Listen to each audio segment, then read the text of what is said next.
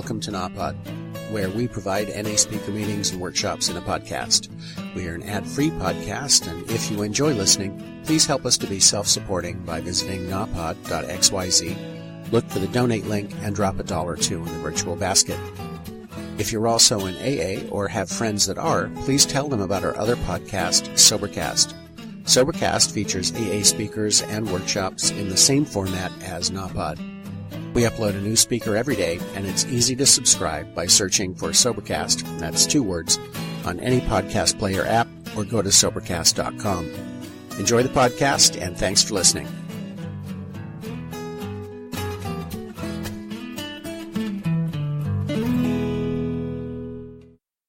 This time I'd like to ask Connie D to please come up. From Tucson.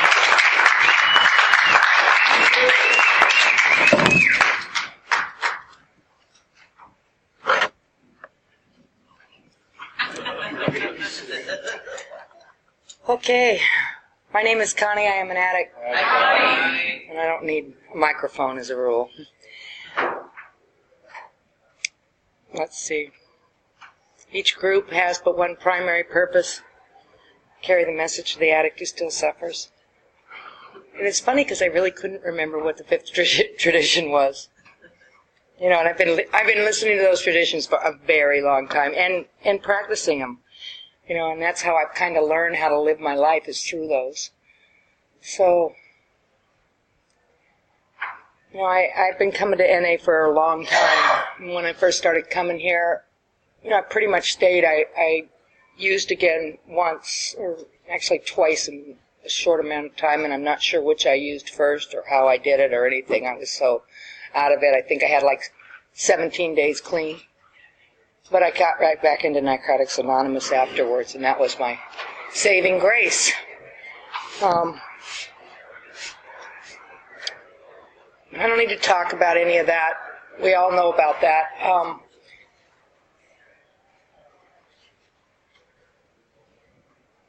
feel like I got drunk last night for some reason. I feel a little hungover this morning, but anyways, when I came here, the first meeting that I went to was in Phoenix, at North Mountain Park, and I remember that meeting really well. There were 2 people I remembered in that meeting, and one was named Bobby Smith, and the other was named Bruce, and his last name is failing me right now, so that's okay. He was a great guy, and they're both dead now. And both of them died clean, which is nice. But I was crazy, you know. I was like somebody who just walked out of this whole insane life. And I was scared, and I felt really happy to be there. I felt hope when I walked into that meeting. I felt some excitement when I came in, and for some reason I felt like this program just might help me. And so when I came to that meeting, I had, well, step back to the day before when I called the hotline. I'm a hotline baby. I got clean from the NA hotline. I went to some church group because my father was a born-again Christian, and I went to some church group, and there was a circle of people in that group, and this circle of people, they were all talking about what was going on in their lives, and, you know, their problems, and it came my turn, and I said, I'm a, heroin addict, and I don't know how to stay clean, and they just looked at me, and they absolutely did not know what to do with me. So the 2 of the church people kind of walked me into this other room, this little office, and they started to try to help me in whatever way they could, and they made a call or 2 to treatment program, and I talked to the treatment programs, and, you know, I said, the treatment program said, you can, you know, this is our deal, you know, and I said, well, that's fine, except for, you know, I'll do your little groups, and, you know, I'll stay there, but I need to go to work. You know, I have to get on with my life now, and, you know, I mean, I've lost a lot of it, and it's time for me to get busy and get started over again. And they said, well, our place is not for you then, because here, you stay here for 30 days or whatever the rules were. And So they called one of the treatment programs gave me a number for Narcotics Anonymous, and I called Narcotics Anonymous. And the guy who answered the phone, Michael Yule, answered, and he doesn't care if I use his last name, by the way. And he answered the phone, and it was like a miracle. It was a miracle. Michael Yule, I was in Phoenix, Arizona. I had not been to Phoenix, Arizona since I was a freshman in high school, and I was 30 years old. And I happened back there because I was trying to, I got out of jail and I had no place to go, so I went to my father's. And Michael Yule and I started using together. We were in the same high school, in the same grade school, and what a miracle that this guy would answer the phone. He would remember me from my childhood and our childhood and remember using with me and remember how I used and how he used. And he had 2 years clean in Narcotics Anonymous. So that was a miracle. I mean, to have this guy answer the phone that knew me from however many years earlier that was, over 15 years. So Michael answered the phone, and he told me we talked for a while, and he told me, and I don't know what we said, but, he told me about this meeting and that I should try to go to this meeting, and I went to this meeting. And I didn't have any social skills at all. I came from a loud family of a lot of women that always talked and loud talked each other and up talked each other, and, we're always in competition with each other, and, I really didn't know how to act outside of a setting of a bar or, whatever. I was on the run for so many years. I was just sort of in my own universe. And what happened was I came into the meeting and I sat there, and every time somebody said something, due to my excitement about Narcotics Anonymous and after hearing the readings and whatnot, I got to hear, I would hear all these things that I just so got. Every reading got to me, everything anybody shared got to me, and I had a comment for everybody. Because I didn't know about one person talks and then another person listens, and so I was in this meeting and I was, out there. And this other guy, Bobby Smith, Bruce was chairing the meeting and Bobby Smith was there, and Bobby Smith said, whatever, shut the fuck up. Take the cotton out of whatever and put it wherever, or, all that, and I was like humiliated. I was so humiliated that I just wanted to run because I felt like this was it. I found this place and it was so great, and then this guy hurt my feelings really badly. And what I did from that is, of course I shut up and I wanted to bolt, but I didn't bolt. And Bruce said to him, I remember your first meeting, and you were no prize, and, you just, give her a break and this and that. And I felt, wow, I can stay here. And the reason I said that is because, each group has a primary purpose to carry the message to the addict who still suffers. And I am guilty also of judgment. And, I get just as uneasy when people don't behave in meetings, and I get just as uneasy when they, kind of go off and they interrupt and people talk about the wrong things in meetings. They bring up other literature and use those trick words that used to be in the basic text, like sobriety, and, and then we get all crazy. It's like, our primary purpose is to carry the message to the addict who still suffers. So, I always remember how I was. And, I try to keep the meeting focused on carrying the message. I carry a clear message of NA. I, always try to reach out to the newcomers in the meetings, and I try to be very careful to make them feel welcome at the same time. Because I did not feel welcome at that first meeting, and I stayed because somebody came along and made me feel welcome. So I don't correct people in meetings. I don't correct them if they're violating traditions.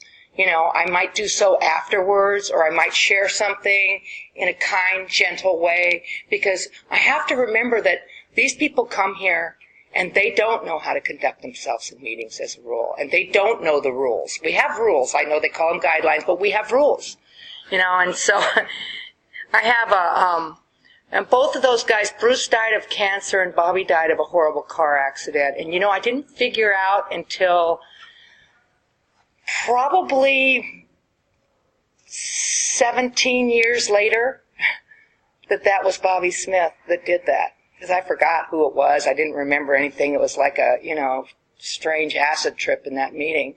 And I didn't realize who it was. It was like about a week before he died. And he had moved to Tucson, and we were friends, and we had this conversation, and I said, "It was you who did that." I was pissed. I was pissed. And I started yelling at him and telling him that. But that also on that same day, Bobby and I got to hold each other and cry in each other's arms, and, we had a really good relationship, and he ended up dying that week, and that was just... another person. I've lost a lot of members in NA. I've lost a lot of members using. I've lost a lot of members clean. That's what happens when you stick around here for a long time. People die. People use. People get loaded and die.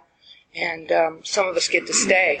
And so, really what I think that the group does is it's a sort of an entity that's alive. And people just sort of come and go, but the message stays the same. And that's important. I helped to find, I founded or helped to find, or, I helped to open up a room online called the NAchatroom.com. And people come in there all the time. I get probably 15 newcomers a day that have never been to an NA meeting. And they think, oh, wow, what a concept. I can get clean on the internet. And I'm like, yeah, good. And they really can get clean on the internet if they come to our chat room, because when they come there, we send them to a meeting. And I always say, what a concept, you can get clean on the internet. But, what happens is we guide them to, we try to teach them how to get clean the way we got clean, that's all we can share in NA is our experience, strength, and hope. And so we guide them by telling them how important it is to have human contact, face-to-face meetings, smiles, hugs, the love that's in the rooms. You cannot sit there and type emotions like you can when you can visualize them. So we get these people in there, and I get to watch miracles every day. In fact, that room saved my life, because there was a time in my life where everything was very dark, and I didn't know what to do, so what I did is I learned how to help others. And I'd always known how to help others, but that's the thing that saved me. My dearest friend told me one time the best way out of your self-centered, self-obsessed, selfish, whatever self, me, self, is to help someone else. And it's so true. In my darkest time, when I went to an H&I meeting, or when I went to meetings, and when I went to this chat room, and I got to help these newcomers, suffering addicts, that was the thing that saved my life. And I got to stay clean because of it. And I always say I tell the people in the chat room, because I'm also constantly training people who come into the room what to do when somebody else comes in there and doesn't know what to do. And I tell them, I think that there's, I can't remember if it's 4 or 5, but I'll know after I say them, things about staying clean. And one of them is going to meetings. That's number 1. Number 2 is find a sponsor in those meetings. Number 3 is work the steps with that sponsor. And number 4 is help others. And without that number 4, we wouldn't be here. I think every one of us had somebody special that reached out to us when we got here. And so that's why it's so important. And in our area, I notice it is really cool, because the members are so good. They always try to reach out to a newcomer when they're new in the meeting. Anyways,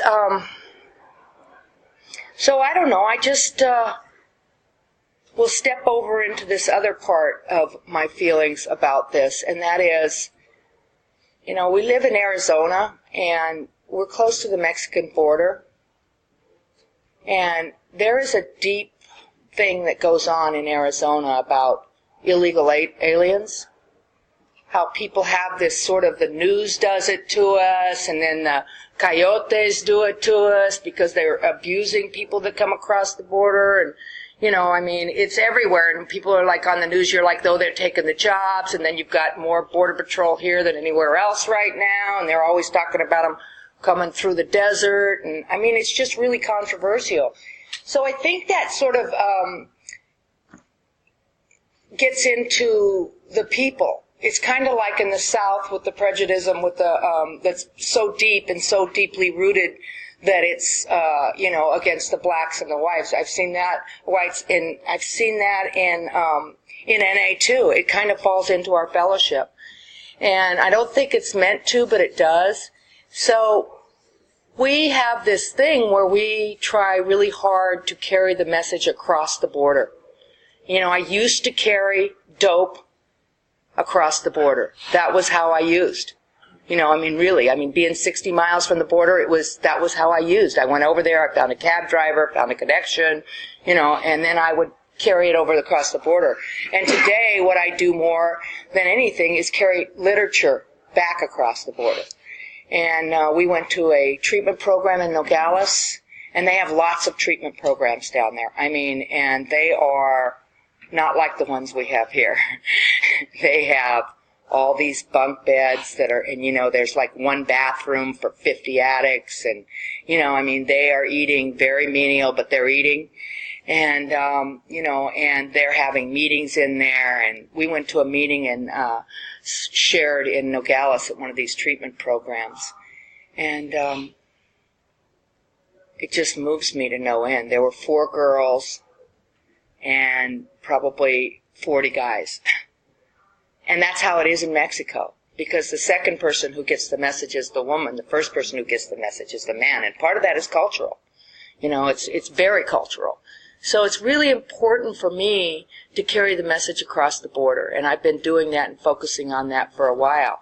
In the meantime, I felt it necessary, just from the sort of stuff that I was hearing in the rooms, and, you know, I'd get these second messages about comments made at area and about, you know, wait a minute, why do we need to put their meetings on our meeting list, and what's the deal with Mexico, you know? And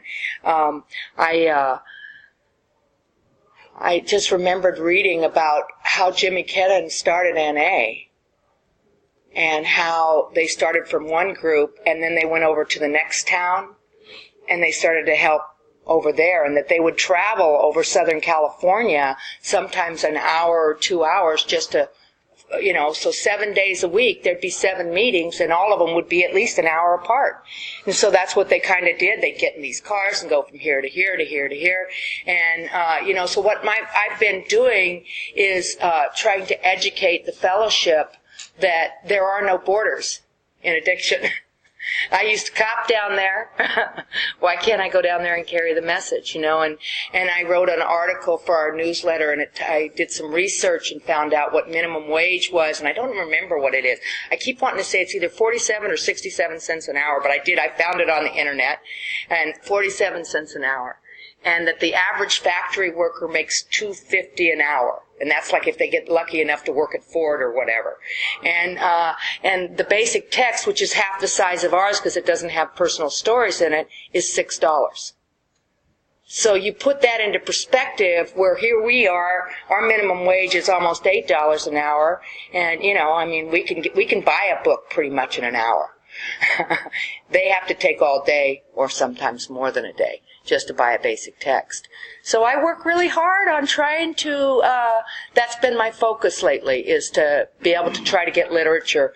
And I bought all these silly, my friend's from China, and he gets direct made in China, all these keychains and little necklaces and, you know, little NA stuff, and I get it at a really low price. And I bought them, and then what I'm doing is I'm selling those, and I pay for them, and the rest of the money goes for literature in Mexico. And I've been able to gather enough money at different times and sometimes used my own money, and I even got to carry the message to where Washington, D.C. sent $350 worth of literature to me to carry over to Mexico, and Baltimore also did, because they heard from Washington. So, now today my concept is to carry the message of the need for literature in the countries that don't get to have literature at the same cost ratio as we do. And, for me, that's really important. I don't know why. Everybody needs something that they do. I got a 91-year-old man across the street from me. He's my giving back to society part. But giving back to NA, I do it this way and through sponsorship. Back in the beginning, back early on, years and years ago, I chaired conventions. I worked on convention committees. I was a GSR. I was the RSR, which is now the RD, and I did all these other ways to carry the message. I did service commitments in other ways. Today I'm down more at a human level, almost one-on-one, and it's been so rewarding. 3 of the women in that treatment center in Mexico came up to me, and we communicated, and I don't speak Spanish. I'm working on it. I went to Costco and bought the CDs, and damn things are blank. I got to take them back and get them back again. Yeah, I was taking a trip, stick the CD in, and then boom, nothing. I was like so bummed. But the thing is I don't need to speak Spanish. I have not yet needed to speak Spanish. I always have gotten through, and we have always understood each other. And, I'm the madrina to a woman in Nahua Prieta, which is working out a little unusual, but it's working out. And, the madrina is sponsor. And I am just so grateful. And every time I come over here to Mexico, I've got all these people that know me and love me and remember me. And, most of them don't speak English. But, we have that thing, that sharing of the heart here. So it's really important for me to come over here and help carry the message. And if I can't carry it here, I'm carrying it over there about the need for here. I came to Narcotics Anonymous, and I was a broken human being. And it's hard for women to get clean in Latin countries and in other countries. It's amazing the difference. We in the United States have this whole women's movement that's been going on forever, and we have our own power, but it's different here. And there's countries where the women and the men meet in different rooms because of the laws. And so we have to remember that, and, there's no borders in addiction. And, my primary purpose is to carry the message to the addict who still suffers. And it's funny, I couldn't remember what the 5th tradition was. That's why I was like, what's the 5th tradition again? but I'm clean for 23 years. And I know these traditions.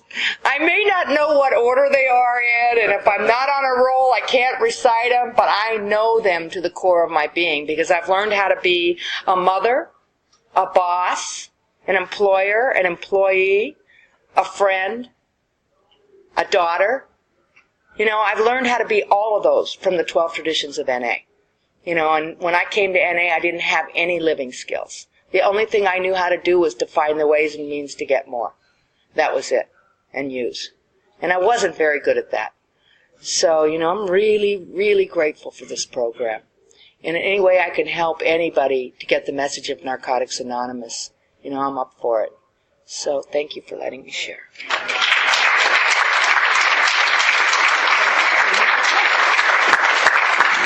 Thank you, Connie. And now we want to ask Connie to come up from Phoenix.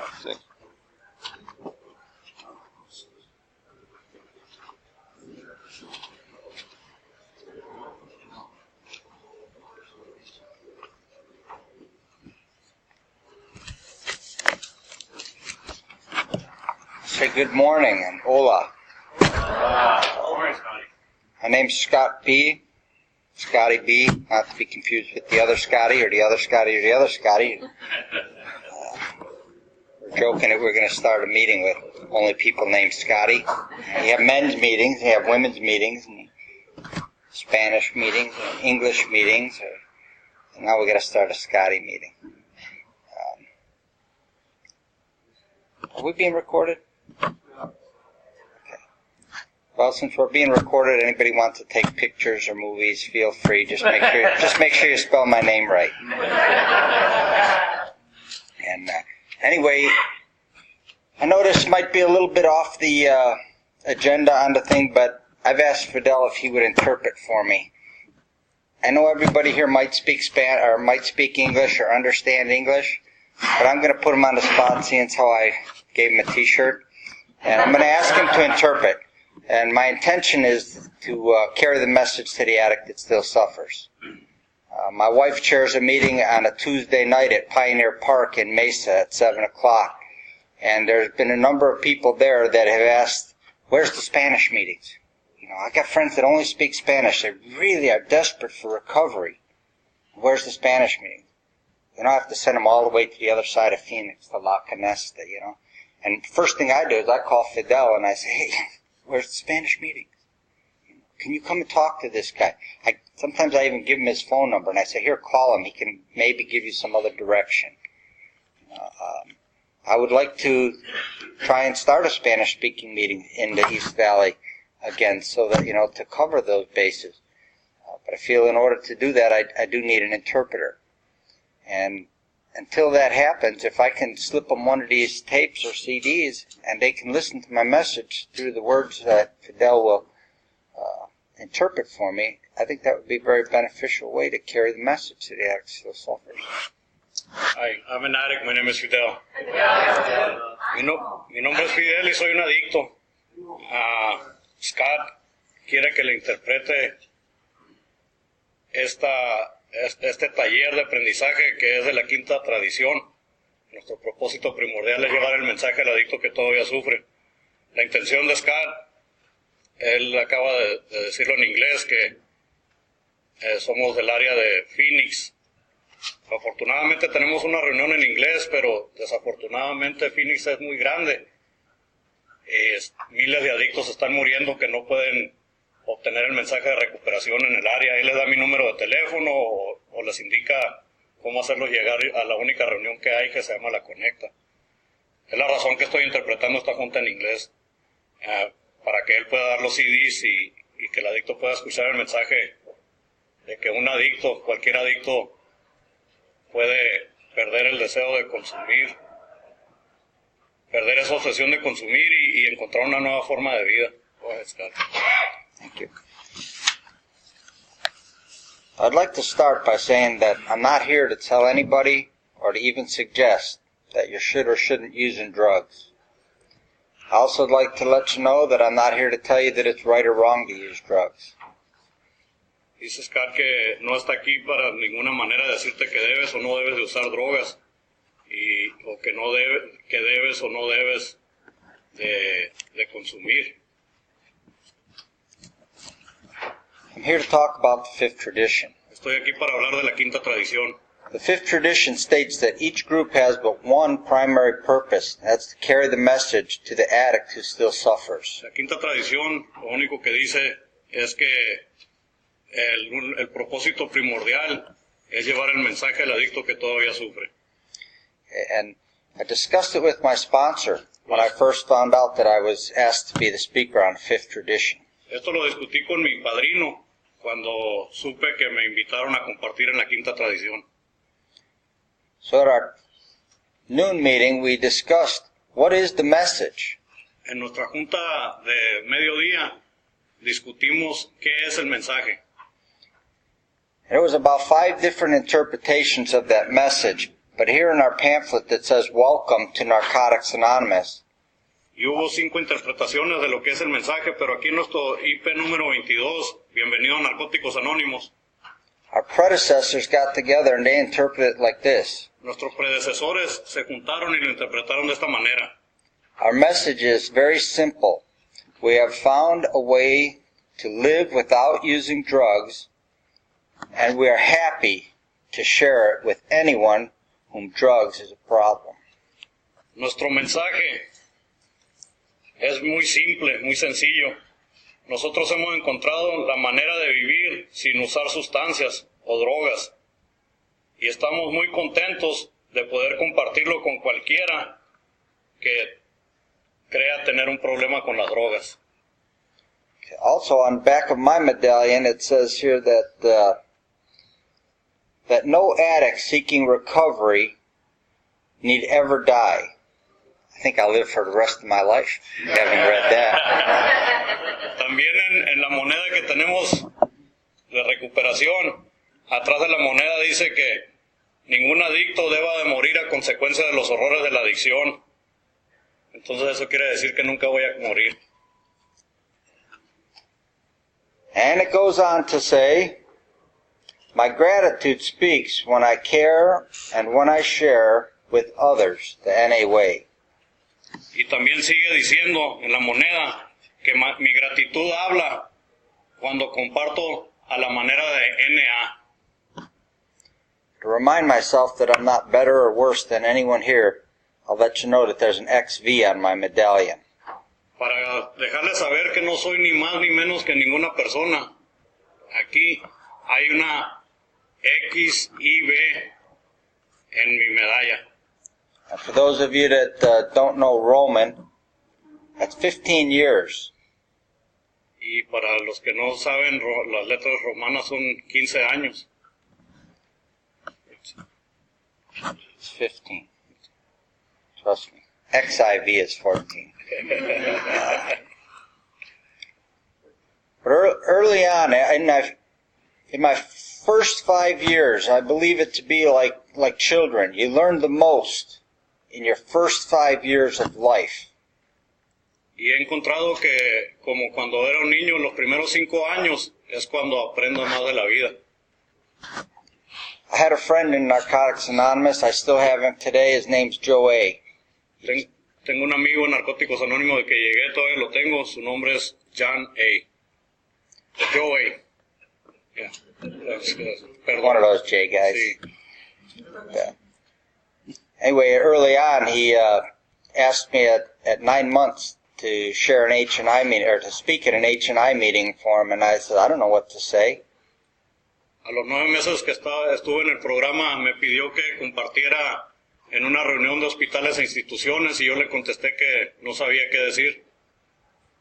And I've been coming around the program for about a year at that time, and he told me, just speak about 1, 2, 3. The first steps, he says, 1, 2, 3, and fun and recovery. Y me dijo, nomás comparte del primero, segundo y tercer paso, y lo bien que se pasa uno en recuperación. So that gave me a start. I didn't know much about the traditions, if anything at all. Everything I knew about the traditions was off the wall because I read the traditions off of a paper that was posted on the wall. Y como era relativamente nuevo, no tenía idea de lo que eran las tradiciones. Las leía porque las miraba que estaban en los letreros en las paredes. Most of what I knew about the steps was off the wall also, or hearsay. It's what I read off the wall or what I heard you say at the meetings. Y lo que sabía de los pasos también era lo que leía de las paredes o lo que oía que ustedes me compartían en los cuartos. So the sponsor I have now, he told me that this recovery, he said it wasn't all about fun and games. He said it's a serious thing, and that I should take my recovery seriously. Mi padrino me dijo que estar en los cuartos no era de que todo iba a ser feliz y contento y que eran juegos estar en el programa. Me dijo que mi recuperación era una cosa seria, que era de vida o muerte. But if I'm not laughing and joking and cutting up and having fun, it ain't serious. Pero si no me estoy riendo y haciendo bromas y todas esas cosas de mi recuperación, pues no es serio. So as a result, when we would go around to different meetings, and Joe and I would alternate. 1 week he would chair the meeting, and I would speak, and then the next week I would chair the meeting, and he would speak. Y yo abríamos reuniones. Una semana él coordinaba y yo era el orador. Otra semana yo coordinaba, el orador era él y viceversa, así nos la llevábamos. After about 6 months of that, we kind of got bored with listening to each other tell our story and stuff going on, so we started having a little bit of fun in recovery, so I would tell his story. Y como a los 6 meses nos enfadamos de oír la historia de cada uno y ya después comencé a contar la historia de él. And then he would tell his story. Y luego él contaba la mía. It was all about him. Todo se trataba de él. Well, anyway, at one point, I'm not sure exactly how many years clean I had, but they asked me to chair a meeting at my home group. And before I did that, my sponsor heard him asking me, and he asked me what I knew about chairing a meeting. Y en los cuantos años de recuperación, en mi grupo base me pidieron que coordinara una reunión. Y yo dije que sí, pero mi padrino escuchó que me estaban pidiendo que coordinara una reunión y me preguntó que sí, qué sabía yo acerca de la recuperación. What I knew about chairing a meeting was I watched the chair, the way they conducted themselves. I knew that they were supposed to come early, open the door, set up coffee, put out chairs. I suggested that if they're going to set up coffee, that they should put out tea because I don't drink coffee. And phone numbers of the girls because I don't really like to call guys. Entonces yo respondí que ya tenía bastante tiempo viniendo a los cuartos, miraba cómo sacaban las sillas, cómo ponían el café, cómo abrían las reuniones, el formato de reuniones, y también como a mí no me gusta el café, les pedí que hicieran té porque lo que me gusta a mí es el té, y también los números de las muchachas porque pues a mí no me gusta hablarle a los muchachos, quería los números de las muchachas. Okay, so they threw up their arms like this. I thought they gave up on me. And then they reached over and they hugged me like this.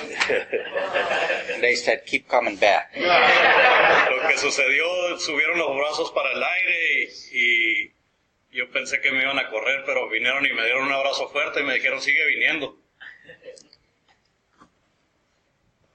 And then a pamphlet came out that was very beneficial throughout the rest of my days in service. I did become a service junkie starting about that point. And that pamphlet is called The 12 Concepts to NA Service.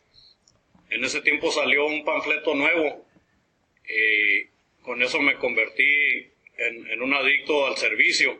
Y ese panfleto se llama Los 12 Conceptos de Servicio de Narcóticos Anónimos. So I highly recommend anybody that's going to get involved in service, seek out the information. You know, it's really hard to work the steps if you never open up a basic text or a work stepping guide or something that doesn't have the steps other than what you see on the paper, you know, the stuff that's between the numbers.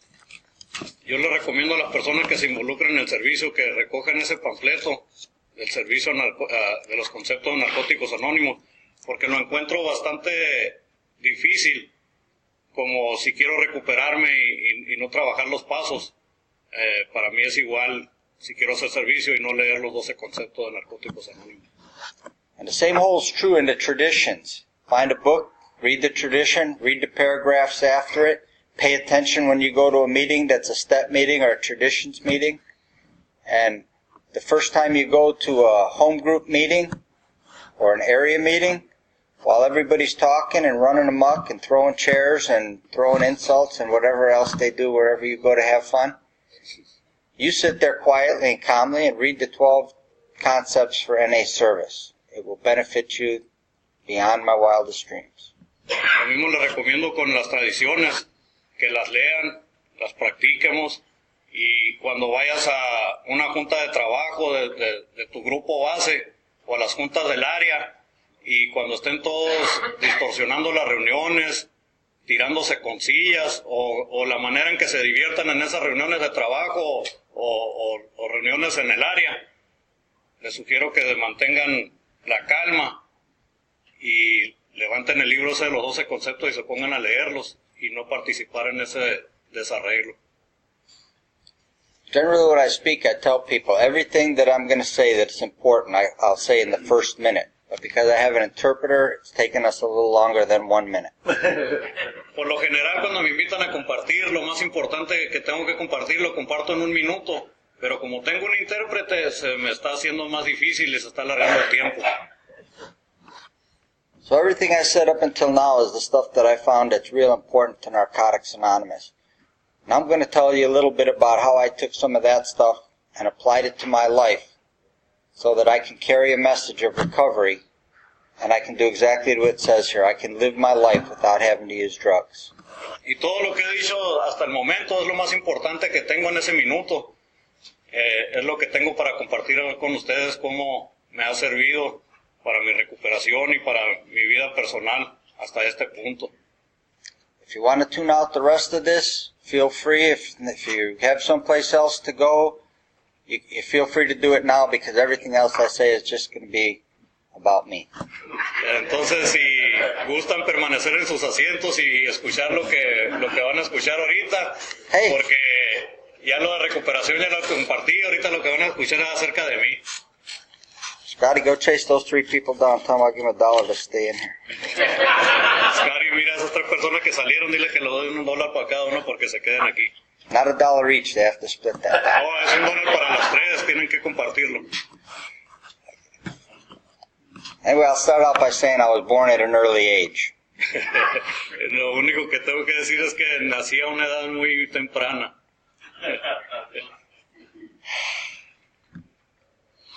As I was growing up, I felt that in order to be... I was about 12 years old when I decided that I wanted to be a biker motherfucker. I saw a couple of cool guys that parked their bikes in the garage across the alley from my house. Cuando tenía como 12 años de edad, decidí que quería ser un biker, tener una motocicleta de esas Harley Davidson y ser como los vatos ahí de mi barrio. So anyway, I had to decide what that was. So what I could gather at that point, in order to be that, I had to own me a woman, do drugs, drink a lot of alcohol, and maybe someday get a bike. Y para hacer esas cosas, pues tenía que conseguirme una chica, hacer muchas drogas y después conseguirme una motocicleta. So anyway, 23 years later, I get involved in Narcotics Anonymous, and there was a speaker that was speaking about the steps, and what he said was that the steps were written in order for a reason. Y después, a los 23 años después de eso, es cuando llegué a Narcóticos Anónimos y escuché a un orador que dijo que los 12 pasos estaban escritos en una orden específica por una razón. So after he shared about how the steps were written in an order for a reason, the only thing that went through my mind was that there's a part in our literature that says 3 of these things that are indispensable are honesty, open-mindedness, and willingness. Después de que compartió por qué razón estaban los pasos numerados en orden específica, lo que pude comprender era lo que dice nuestra literatura, que 3 de estos principios espirituales son indispensables: honestidad, receptividad y buena voluntad. So I started to take a look at that, and I thought, well, I'm willing, because I'm here at the meeting. I'm here 3 days a week or 2 days a week, well, at least 1 day a week. Entonces miré que pues sí tenía buena voluntad, porque venía a las reuniones 1 vez, 2 veces o 3 veces, bueno, nomás 1 vez por semana. And I was open-minded enough because I didn't care if you were black, white, yellow, or red, or long hair, or short hair, or male, or female. If I needed something from you, I was going to find a way to get it. Y pues también estaba receptivo porque no me interesaba si eras blanco, rojo, negro, amarillo, café. Nada de eso me interesaba porque sabía que si quería algo de lo que tú tenías, iba a encontrar la manera de quitártelo. Then I got to the honesty part. Y luego llegué a la parte de la honestidad. When I took a good look at that, the only thing I really knew about honesty is, honestly, I could tell you that I was a liar, I was a cheat, I was a thief, I was a manipulator. Entonces miré la parte de la honestidad y lo único que podía decirte honestamente, que era un ladrón, un mentiroso, un ratero, un manipulador. Then God kicked in. Y luego entró Dios. God kicked in and He let me know that I had the honesty, open-mindedness, and willingness in the wrong order. And instead of being how, honesty, open-mindedness, willingness, I had, whoa. Entonces, en lugar de tener lo que es la honestidad, receptividad y buena voluntad, lo tenía todo al revés. es cuando Dios me dejó saber que tenía que poner mis prioridades de los 3 principios espirituales en orden. So I took a look at what I wanted in life, and I no longer wanted to be a biker motherfucker. Still wanted to be a biker, so I owned me a bike. I no longer wanted to be a motherfucker because I already fucked over the mother of all my children by my behavior and my absenteeism while I was out somewhere looking for something else or taking care of business without taking care of my immediate family. Entonces ya no quise ser ese de la motocicleta que se portaba mal, que era una persona mala. Ya decidí tener la motocicleta y ya no iba a ser, voy a usar la expresión que hizo él porque estoy interpretando, ya no quise ser un hijo de la chingada porque ya había chingado a mi esposa por muchos años. Entonces es cuando comenzó a trabajar el programa. At that time I felt like a heel about my life because I took that inventory of my life and realized that I really hurt my family, my mother, my father. I excluded my brothers at that time because at that time I still felt that they harmed me more than I harmed them, and also my wife and my children. Entonces llego al cuarto paso y hago mi inventario y me doy cuenta del daño causado a mi familia, a mi pareja, a mis hijos. A mis hermanos los excluí porque pensaba que Dios todavía se lo merecía. I found myself at a threshold saying, what can I do? Me encontré en un lugar que me preguntaba qué puedo hacer. And there's a chapter in the book that says, what can I do? I read it. Y hay un capítulo en nuestro texto básico que habla de eso, qué puedo hacer. Yo lo leí. Then I came to another threshold and I said, how can I do this? Y luego llegué a otro punto que me pregunté, ¿cómo puedo hacer esto? There's a chapter in the book that says, how can I do this? Hay un capítulo en nuestro texto básico que habla de cómo puedo hacer esto. I'm going to bash the literature just a little bit. Voy a dar una retocada a la literatura un rato. IP, welcome to Narcotics Anonymous. Number 22. Shouldn't it be number 1? Información al público número 22, el panfleto número 22. Bienvenido a Narcóticos Anónimos. And then I'll bring your attention to IP number 23, staying clean on the outside. Y les traigo su atención a la información al público número 23, al panfleto número 23, que habla de cómo estar limpio afuera. Shouldn't it be number 2? ¿Qué no debería ser número 2? I don't believe it should have on the outside on there. After reading it, it should just say staying clean. No creo que deba decir cómo mantenerse limpio en las afueras, sino que nomás manteniéndose limpio.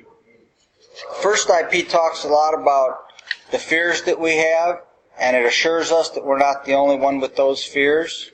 El primer panfleto, Bienvenido a Narcóticos Anónimos, habla mucho acerca del miedo que tenemos y cómo podemos trabajar con ese miedo. But this next one, it tells us how to do it in the right order. Pero en el siguiente panfleto, en el número 23, nos dice cómo mantenernos limpios en un orden adecuado. There's no numbers here, but there are stars by each one of these. No hay números atrás de esto, pero sí hay unos asteriscos, unas estrellas que marcan cada una de las líneas. So if you want to know how I stay clean on a daily basis, how I've been able to stay clean for the 15 years and plus days that I have, this is how I did it. Si quieren saber cómo me he mantenido limpio por los 15 años y poquito más que tengo, esta es la manera en que lo he hecho. It took me 6 months to realize that it says, don't use no matter what. Me tomó 6 meses para leer lo que dice, no uses, pase lo que pase. Go to NA meetings. Asiste a tus reuniones de Narcóticos Anónimos. Ask your higher power to keep you clean today. Pídele a tu poder superior que te mantenga limpio el día de hoy. Not until now that it says, call your sponsor. Y hasta ahorita me di cuenta que dice, háblale a tu padrino. Then it says, read the NA literature. Después dice, lee literatura de Narcóticos Anónimos. After that is where it says, talk to other recovering addicts. Después de eso dice, háblale a otros adictos en recuperación. You see, because like I said, you can have hearsay recovery, or you can get in the book because it's an inside job, so the literature, then talk to the addicts.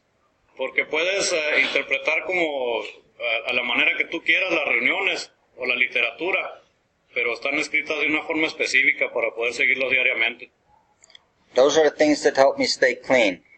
Esas son las cosas que me enseñaron a mantenerme limpio. And this is the one thing that changed my life. Y esta es la cosa que hizo que cambiara mi vida. Work 12 steps in Narcotics Anonymous. Trabaja los 2 pasos de Narcóticos Anónimos.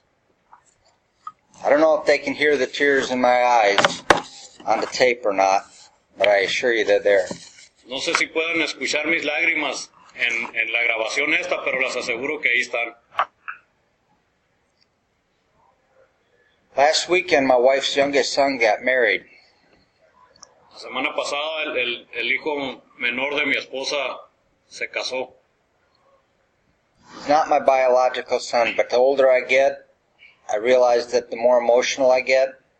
At that wedding, I think I cried more than any of the family members there. No es mi hijo biológico, pero quiero que sepan que cuando se casó en esa boda lloré más que en cualquier evento de mi vida. As I was setting up for that, and the guests started showing up. Porque me estaba arreglando para eso y comenzaron a llegar los huéspedes. I was so grateful that I was able to be there in a clear mind, and to be able to stand there with love in my heart, love in my mind. My whole being was, I could feel the love. Sentía mucha gratitud porque pude estar en ese evento limpio, con la mente clara y sentir ese amor incondicional, sentir todo ese amor. Throughout that whole day, not once did I have a desire to use. Durante todo ese día, perdón, ningún momento pasó por mi mente o tuve el deseo de irme a consumir. So in a sense, the way I was able to carry a message that we don't ever have to use to people that may or may not be addicts, it's not for me to decide. Y es una de las maneras en que miro que puedo llevar este mensaje de recuperación a las personas que puedan o no puedan ser adictos, de que no tengo que usar. If any one of those people took the time to watch me, to look to see how I was doing things, the way I carried myself, they would be able to see how somebody can live their life without using. Si esas personas estuvieron receptivos y miraron cómo me comporté, cómo me miraba y cómo me sentía, se pudieron mirar que se puede vivir sin usar sustancias. See, I was there to support my wife in the being with her family and her children and honoring the children. Actually, it's to honor my wife and the accomplishments that she was able to achieve over her lifetime and over her recovery. Porque ustedes ven, yo estaba ahí para apoyar a mi pareja y para celebrar esos momentos tan especiales de lo que complementa la vida con la familia, con los hijos, solo con el hecho por estar nosotros limpios. But as I look back on it, together, we were able to carry a message of Narcotics Anonymous, and that's our primary purpose, that we never have to use again. Never says that we won't, couldn't, shouldn't, or wouldn't. Pero es una manera de que yo y mi esposa en ese día llevamos el mensaje de que no tenemos que usar y no criticar a nadie de que deban o no deban usar sustancias. To be able to live my life and carry a message without crimping my style, without having to change my clothes. By the way, I got dressed up for the occasion today. Y esa es una de las cosas que puedo hacer hoy. Tengo aceptación y no tengo que vestirme de una manera específica para asistir a eventos. Y como lo ven, hoy me cambié, me puse bien para este evento que estoy compartiendo.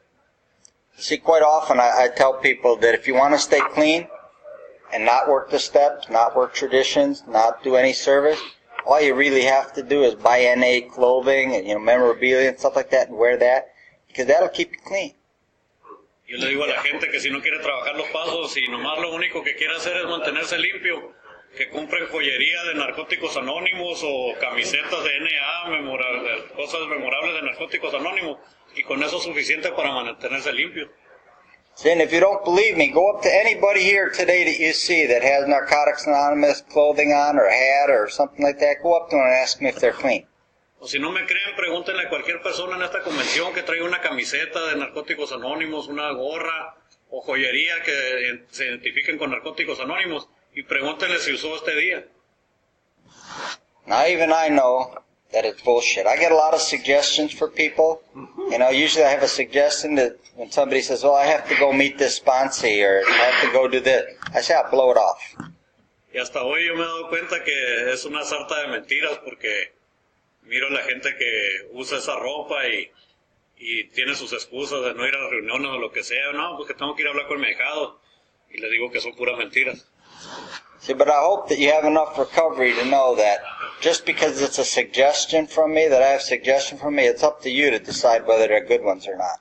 Pero espero que tengas suficiente recuperación para saber que cuando te doy una sugerencia, es tu responsabilidad saber si esa sugerencia es buena o no. I believed in the past tense that wearing the narcotics clothing, you know, meant that you were clean. Until I flew back to Chicago one time to visit my children, and my older daughter came out and she had on an NA sweatshirt that I had sent her for Christmas or something. She was in the program for a short period of time until she decided that that wasn't for her.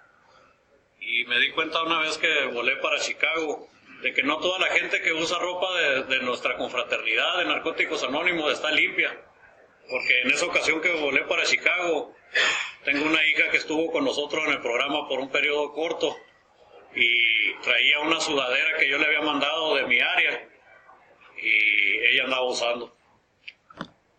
So I know the part about just because you're wearing the clothing may not be true. Entonces sé que por la parte esa que les decía, que las personas que usan ropa de nuestra confraternidad se mantienen limpias, me di cuenta de que no es cierto. But I'm so grateful that I still have an opportunity to carry myself in a manner that shows that it's possible to stay clean. My daughter wears that stuff, and when she's wearing that, whether she's high or not, she knows that there's another way of life. Pero eso me ha enseñado a comportarme de la manera que me comporto hoy, porque sé que si mi hija trae esa sudadera con el logotipo de nuestra confraternidad de narcóticos anónimos, si usa o no usa, ella sabe dónde estamos y cómo puede, si ella quiere, mantenerse limpia. So whether we're in the United States, we're in Mexico, or no matter where we're at in this world, I know that there's people, that you people have those same kind of things like me. Y no importa si estamos en Estados Unidos, en México o en cualquier parte de este mundo, yo sé que las personas pueden tener lo que yo tengo. So as we close this meeting and we get into a circle and we pray for those that still suffer, keep in mind those that you hold near and dear to your heart. Entonces, mientras cerramos esta reunión y hacemos ese círculo y hacemos esa oración, pidan por esas personas que tienen cerca de su corazón. Remind yourself that all you can do is what you can do. If you can stay clean, the way you do it will show others that it's possible. And that's our message of Narcotics Anonymous, that it's possible that an addict, any addict, can stay clean and find a new way of life. Y recuerden que hagan lo que hagan, y mientras sigamos en este camino, el único mensaje de Narcóticos Anónimos es ese, de que un adicto, cualquier adicto puede dejar de consumir sustancias y encontrar una nueva manera de vivir. Thank you for coming out here to support this convention. Gracias por venir a apoyarnos en esta convención.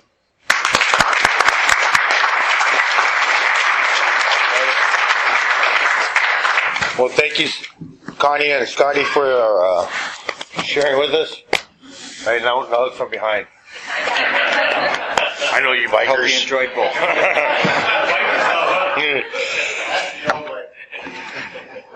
I got a bike. Oh. Okay, let's circle up in third step prayer, please.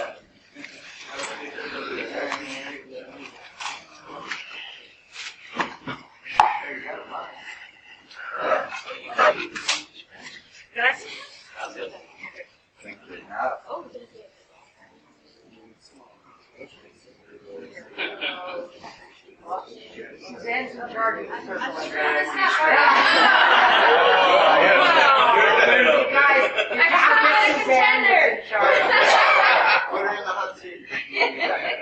right, let this kidney represent what we can't do alone.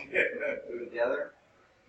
I believe that before I came into these rooms, there was a kidney like this that gathered together to pray for me, and then I would say,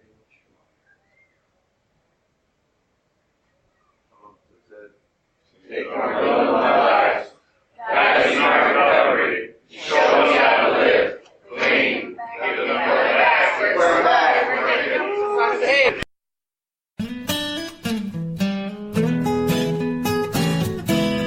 Thank you for listening. I hope you enjoyed the podcast.